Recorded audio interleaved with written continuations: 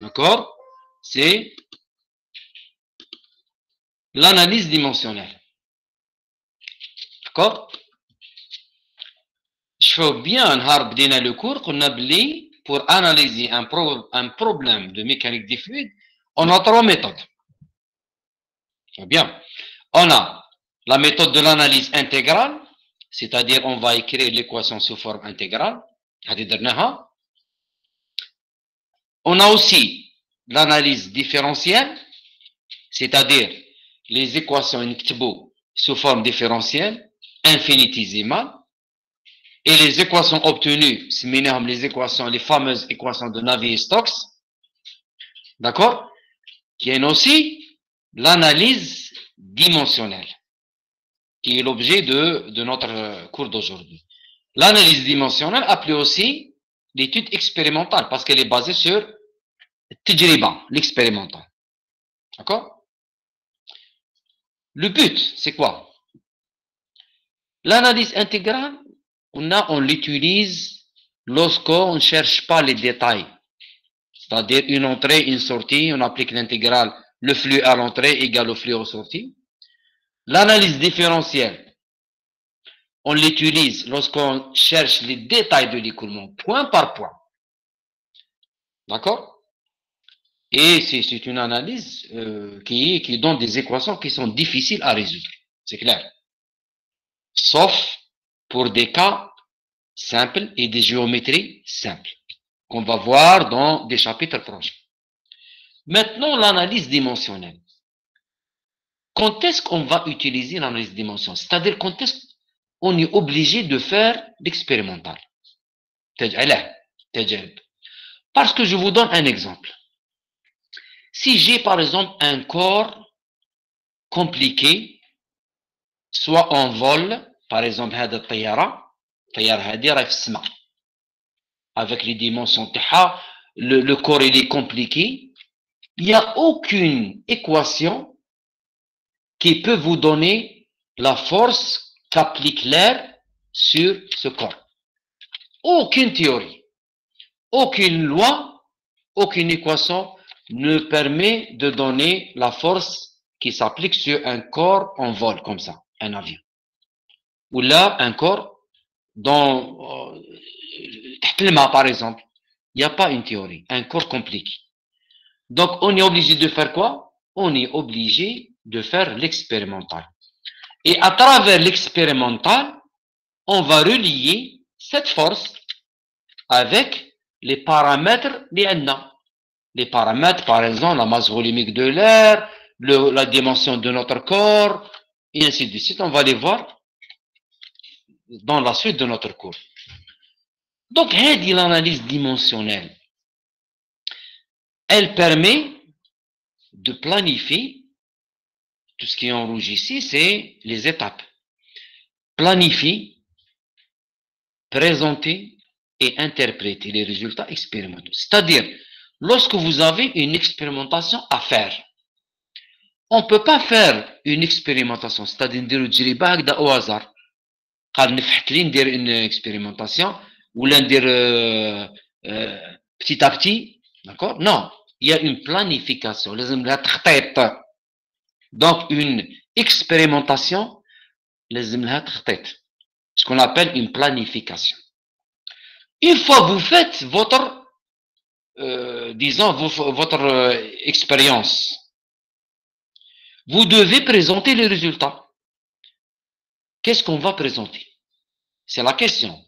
On doit présenter les points importants, c'est-à-dire l'objet de l'étude qui a été planifié dès le départ. Car par exemple, dès le départ, j'ai planifié de faire des tests, je vais varier quelque chose pour avoir la force.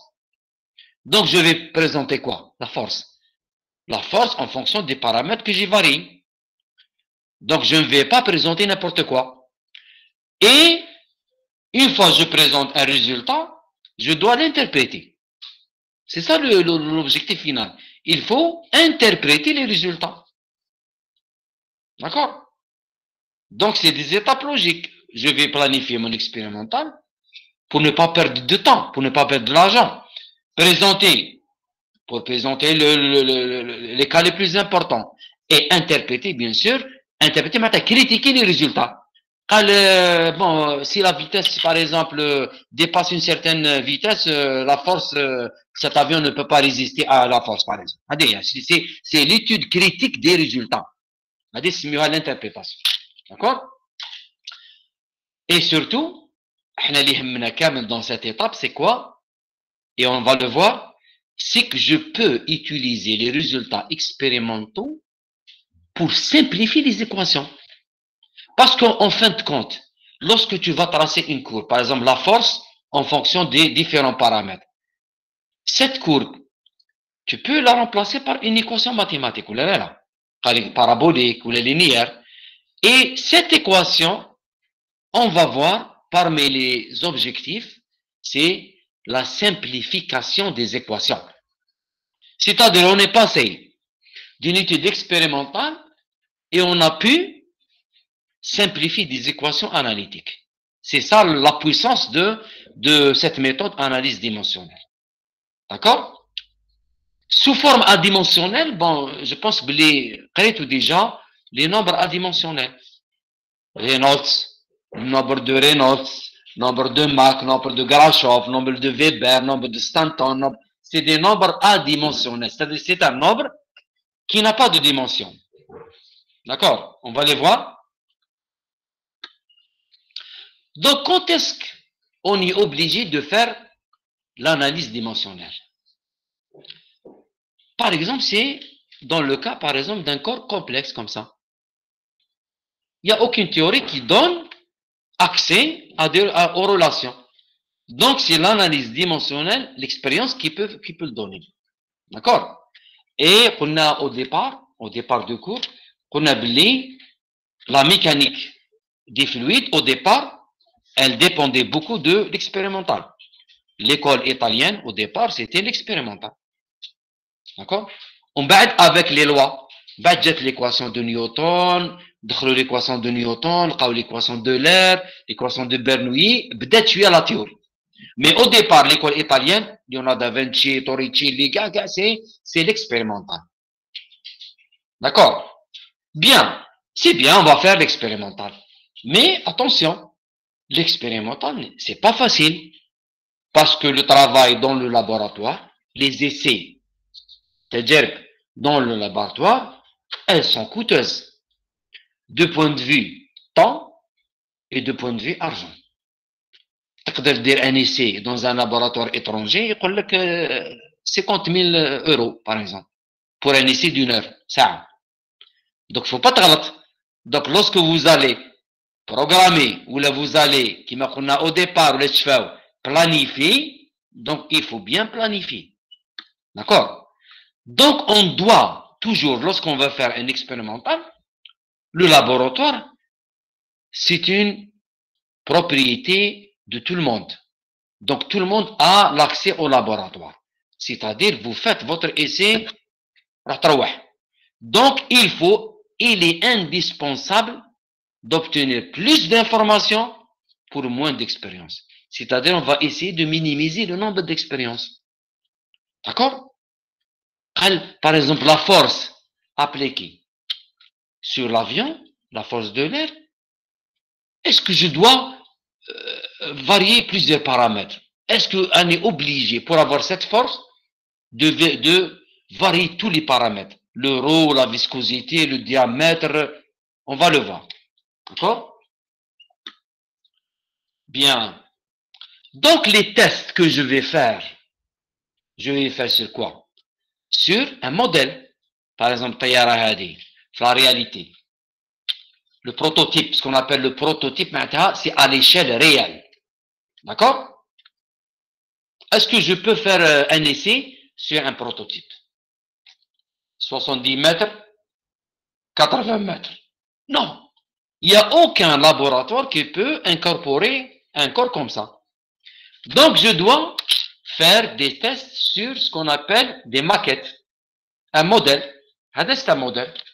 Un modèle à échelle réduite. L'échelle. Par exemple, l'échelle, c'est pratiquement c'est 1 millième, 1 على 1000, à l'échelle réelle. D'accord? Donc, lorsque vous allez faire un essai sur ce modèle, par exemple. Quel est le lien mabin l'écoulement autour de ce modèle et l'écoulement autour de prototypes réels? D'accord? C'est-à-dire, lorsque je vais faire un essai sur cet avion, j'obtiens la force qui s'applique sur ce modèle. D'accord? Par exemple 10 newtons. شحال لازم تكون la force sur le prototype en vol réel ولا تحت الماء réel. Donc هذه العلاقات اللي بينات لي دو كا اللي بينات le prototype وبينات le modèle, d'accord, prototype réel et le modèle صغير يسميوهم les lois d'échelle. Les lois d'échelle. وهادو les lois d'échelle, on va les obtenir par l'analyse dimensionnelle. D'accord? Donc, elle vous donne accès d'une façon simple à ces relations entre les différentes grandeurs. D'accord? Vous allez voir que ça va simplifier tous nos problèmes. D'accord? وهادو les lois d'échelle اللي شفناهم دوكا كيفاش دايرين كتيبة تاعهم؟ C'est des nombres adimensionnels. Par exemple, le nombre de Reynolds. Rho VD sur mu. Le nombre de Reynolds, c'est un nombre sans dimension. Et lorsque je vais faire la similitude, le modèle au طيارة réel, le prototype, باش نكون سير باللي كاين ان سيميليتود تشابه بيناتهم تشابه معناتها ليكولمون واش لازم يكون؟ لازم يكونوا هادو لي نومبر اديمونسيونيل تيل كو باغ اكزومبل لو رينولدز متساويين معناتها لو نومبر دو رينولدز تاع هذا يساوي ايغال لو نومبر دو رينولدز تاع لو فول ريال. دونك هادو هما لي لوا ديشال حنا اون فا لي ديمونطري. داكور اون فا ديمونطري سي نومبر باش تعرفوا مين جاو هادو لي نومبر اديمونسيونيل. مين جا لو نومبر دو رينولدز؟ لو نومبر دو رينولدز ما جابوش هكذاك. كاع لي نومبر اديمونسيونيل اللي تستعملوهم ولا استعملتهم ديجا دون فو كور سي لاناليز ديمونسيونيل اللي مدتهم. داكور اون فا